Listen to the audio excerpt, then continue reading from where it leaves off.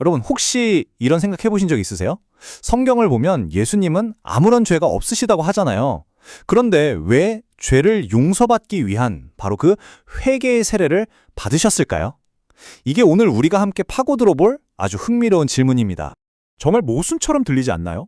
죄를 씻는 예식인데 정작 죄가 하나도 없으신 분이 그 예식에 참여하신다니 말이죠. 바로 이 풀리지 않는 수수께끼 같은 질문이 오늘 우리가 함께 풀어볼 이야기의 핵심입니다. 아마 여러분도 그러게 왜 그러셨을까 하는 생각이 드실 거예요. 자, 그럼 본격적으로 한번 시작해 볼까요? 사실 이 질문에 대한 답은 이거다 하고 한마디로 딱 잘라 말하기는 좀 어려워요. 여러 가지 깊은 의미들이 층층이 쌓여 있거든요. 그래서 오늘은 여기 보이는 것처럼 5가지의 큰 그림을 하나씩 살펴보면서 그 의미를 파헤쳐 보려고 합니다. 첫 번째 이유부터 한번 보죠. 예수님의 세례는요, 말하자면 그분의 공적인 사명, 그러니까 공생활의 시작을 알리는 아주 장엄한 출정식 같은 거였어요. 이제 내가 메시아로서의 활동을 공식적으로 시작하겠다 하고 세상에 선포하는 순간이었던 거죠. 그리고 바로 그 순간 정말 영화 같은 일이 벌어집니다. 성경을 보면 이래요. 갑자기 하늘이 쫙 열리고 성령께서 마치 비둘기 같은 형상으로 예수님 위에 내려오세요. 그리고 하늘에서는 이는 내 사랑하는 아들이다 하는 하느님 아버지의 음성이 장엄하게 울려 퍼집니다. 이게 그냥 평범한 세례일 리가 없겠죠? 네, 그러니까 여기서 핵심은 바로 이거예요. 이 세례의 목적은 예수님의 죄를 씻는 게 아니었다는 겁니다. 오히려 그 반대였죠. 그분이 바로 세상이 기다려온 메시아이자 하느님의 아들이라는 사실을 온 세상에 공식적으로 드러내는 일종의 공현, 즉 신적인 계시의 순간이었던 겁니다. 자, 그럼 이제 두 번째 의미로 넘어가 볼까요? 이번에는 예수님의 그 놀라운 겸손, 그리고 우리 인간을 얼마나 깊이 이해하고 함께하려 하셨는지 그 연대감에 대한 이야기입니다. 한번 생각해 보세요. 죄가 전혀 없으신 분이 일부러 죄인들이 모여있는 곳으로 오셔서 그들 사이에 한 명으로 서신 거예요. 왜 그러셨을까요? 우리와 똑같은 나약한 인간의 모습으로 우리 곁에 서시기 위해서였습니다. 나도 너희와 똑같은 사람이다 라고 말하며 우리와 온전히 하나가 되려는 그 마음을 보여주신 거죠. 그리고 바로 이 모습을 보고 세례자 요한이 그분의 정체를 단번에 알아차립니다. 그리고 이렇게 외치죠. 보라, 세상의 죄를 없애시는 하느님의 어린 양이시다. 바로 이거예요. 예수님은 죄인의 자격으로 거기에 계셨던 게 아닙니다.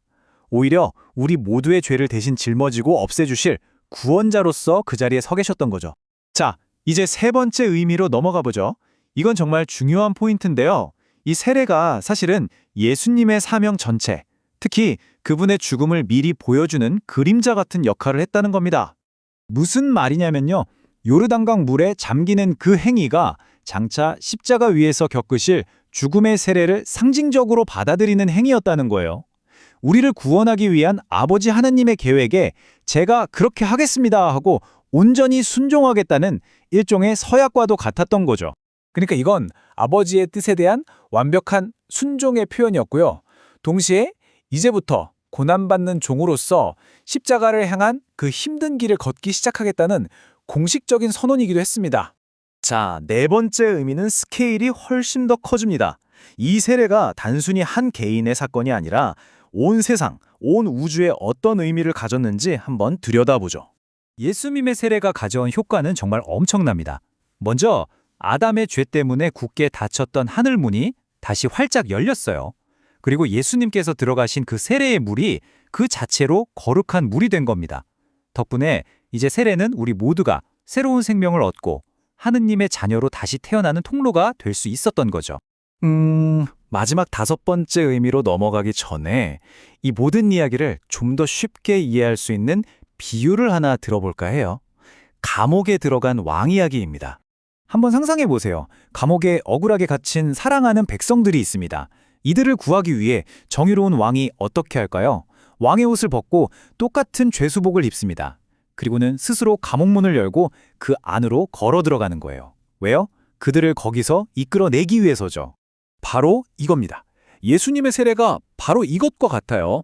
왕이신 예수님께서 죄라는 감옥에 갇힌 우리를 구해내시기 위해 기꺼이 죄인들처럼 보이는 모습으로 우리 곁으로 이 세상 속으로 들어오신 첫걸음, 그게 바로 세례였던 겁니다.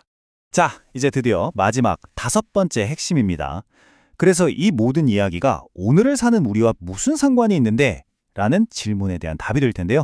아주 중요합니다. 왜냐하면 예수님의 세례가 바로 우리가 받는 세례의 완벽한 원형, 즉 모델이 되기 때문이에요.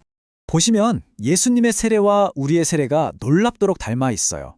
예수님께서 세례를 통해 공적인 사명을 시작하셨듯이 우리도 세례를 통해 그리스도 안에서 완전히 새로운 삶을 시작하죠.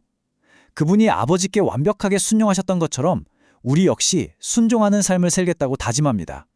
그리고 가장 중요한 것, 그분이 하느님의 사랑받는 아들로 선포되셨듯이 우리도 세례를 통해 하느님의 소중한 자녀가 되는 거예요. 결국 우리의 세례는 예수님의 그 위대한 사건에 우리가 개인적으로 참여하는 것이라고 할 수 있습니다. 자, 그럼 정리를 해볼까요? 죄 없으신 예수님께서 왜 세례를 받으셨는가? 첫째, 당신이 하느님의 아들이심을 드러내기 위해.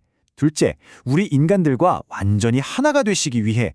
셋째, 십자가라는 희생의 사명을 받아들이기 위해. 넷째, 새로운 창조의 시대를 열기 위해. 그리고 마지막으로 바로 우리 세례의 본보기가 되기 위해서였습니다. 이 모든 것이 담긴 정말 깊고 놀라운 사랑의 행위였던 거죠. 결국 이 모든 이야기는 우리 각자에게 하나의 질문을 던지는 것 같습니다. 예수님께서는 당신의 세례를 통해 우리를 위한 구원의 문을 활짝 열어주셨습니다. 그렇다면 우리는 그분께서 열어주신 그 문으로 들어가 그 길을 지금 어떻게 걸어가고 있을까요?